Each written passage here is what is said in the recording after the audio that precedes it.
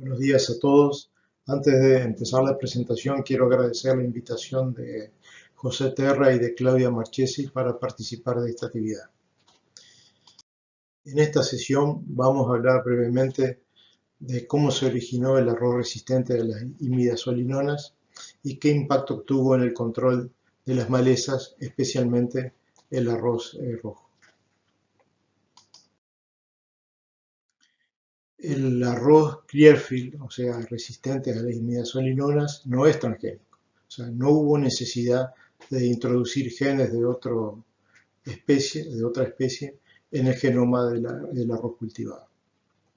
Simplemente se logró generar el arroz resistente a través del uso de métodos tradicionales de mejoramiento genético.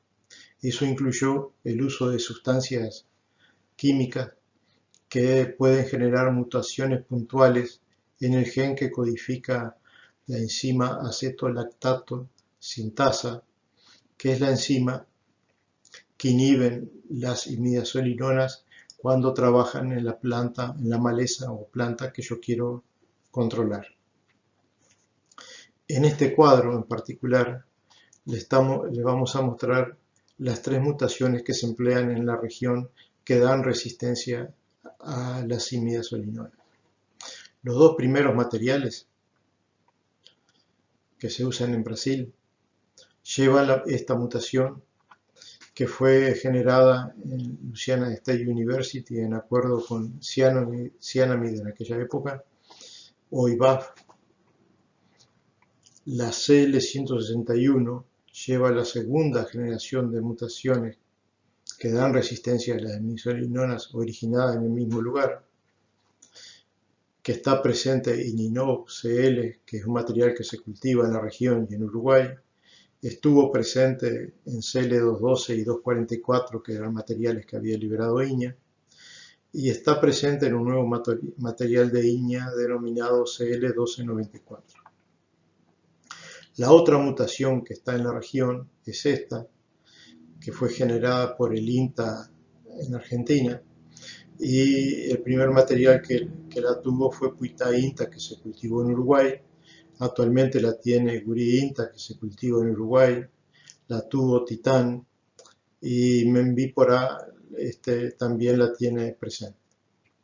Y en el caso de Iña está en este nuevo material que se llama CL1202.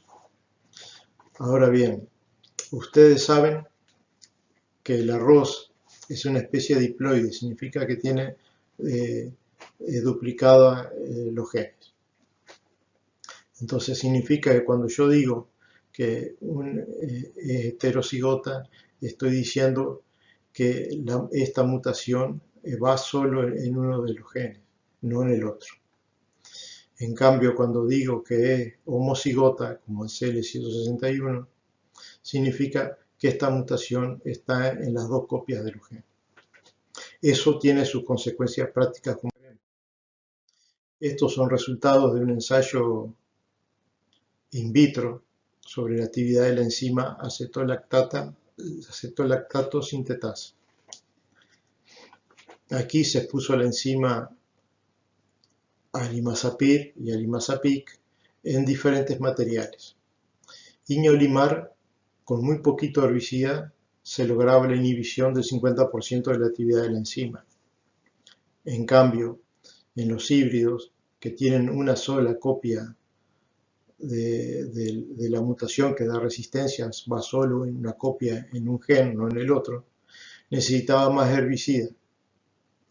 Y como en L146 tenía las dos copias presentes, necesitaba mucho más herbicida. Y aquí pueden ver que el factor de resistencia era 71 veces, era prácticamente el doble que el que presentaban los híbridos. Algo parecido sucede con el imazapic, y lo mismo sucede para la otra mutación descubierta en Argentina con ambos herbicidas. Esto tiene sus consecuencias prácticas en el sentido que cuando se absorbe, por algún motivo, se absorbe mucho herbicida y se dan condiciones ambientales como baja radiación y temperatura más fresca de lo normal, Si tengo una planta que lleva solo la mutación en uno de los genes, tiene posibilidad de que se expresen problemas de toxicidad con esas condiciones ambientales. De manera que eventualmente podrían, y así ha pasado en el campo en realidad, pueden morir plántulas pequeñas. Ahora bien, esta tecnología permitió el control selectivo del arroz rojo en el cultivo de arroz. De modo que eso nunca se había logrado anteriormente con ningún otro herbicida, porque estas dos especies, estos dos materiales están emparentados muy íntimamente.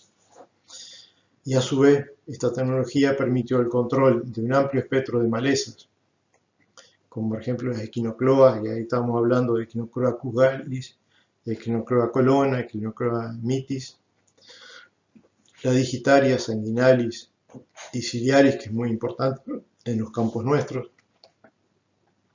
Ciperus esculentus, Esclita postrata, que es una especie presente en la Mesopotamia argentina y en Uruguay también, Aschenomenes, que es menos importante para nosotros, pero también está presente en la región. Entonces, cuando se liberaron los primeros materiales en Estados Unidos y en Brasil y en Italia, se empezó a usar Only, que es una mezcla que incluye imazapyr y imazapyr. En cambio, en Uruguay, esa mezcla de Only no controlaba todo ese espectro de malezas eficazmente. Y el KIF, en cambio, controlaba todas las malezas del 1 al 3 y controlaba Eclipta bien, y Aschenomenes la controlaba bien cuando era pequeña. Entonces el impacto en el control de malezas que tuvo fue muy grande, tiene la misma magnitud que tuvo cuando Aquiles se decidió unir al ejército macedonio y cambió la historia de la conquista de Troya. Ahora, en el campo, aquí pueden ver, este fue el primer año de arroz Clearfield, en una chacra que tenía una infestación media de arroz rojo, y pueden ver cómo controló eficazmente todas las poblaciones, ¿no? Fue excepcionalmente bueno. Las recomendaciones que hacemos para un control eficaz y eficiente de las malezas son básicamente estos 4 puntos. Aplicación preemergente de una dosis, esto equivale a 140 gramos de Kifi por hectárea, seguida de una aplicación en posemergencia de la misma dosis. Se recomienda que después de la aplicación en posemergencia, hacer la aplicación en posemergencia, con la maleza lo más chica posible. Inundar no más allá de los 7 días de la aplicación en posemergencia. Y no repetir más de 2 veces seguidas el arroz en la misma chacra. En esta figura les queremos mostrar en rojo, la línea que en rojo, cómo evolucionó el área sembrada con arroz Clearfield a través del tiempo a partir del año 2007. Entre el año 2008 y 2009, DIEA, la Dirección de Investigación y Estadística Agropecuaria, el MGAP, condujo una encuesta. En la encuesta arrocera agregó algunas preguntas a los arroceros. ¿Cuánta era el área que tenían afectada con arroz rojo que tuviera al menos una planta por hectárea? Y a ellos les digo que en ese momento era un 31% del área, eso significaba alrededor de 50.000 hectáreas. Si observamos la evolución, vemos que en el 2018 se llegó a un pico de unas 44.000 hectáreas, muy próxima a 48. Si bien es cierto que un área menor que no tenía arroz rojo, igual hay bastante consistencia con el área infestada y el área tratada. Durante este periodo sucedió que se sembraron chacras más de 2 años, que era la recomendación que se hacía, y a su vez se dieron situaciones donde se plantaba un año alternado de arroz Clearfield y un año de barbecho. Y esa situación se repitió durante 10 o 12 años en algunas situaciones en particular. Y eso trae consecuencias como como le trajo a Aquiles tener un punto débil, ¿no? Que terminó con su vida en la contienda. En el caso de la tecnología de Ross Clearfield, los puntos débiles hay que aprenderlos a manejar. Y acá hay dos aspectos que queremos destacar, dos vinculados a la resistencia. Uno es que la resistencia en el arroz rojo debido al flujo de polen entre el arroz cultivado y la maleza, porque son compatibles, se pueden cruzar. De eso nos va a hablar Juan Rosa.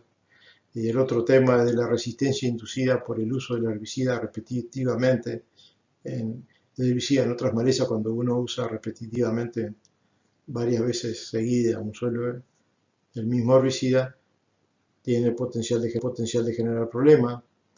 Y al final de esta sesión retornaré para comentarles sobre el efecto de las imidazolinionas en los cultivos siguientes. Muchas gracias por su atención.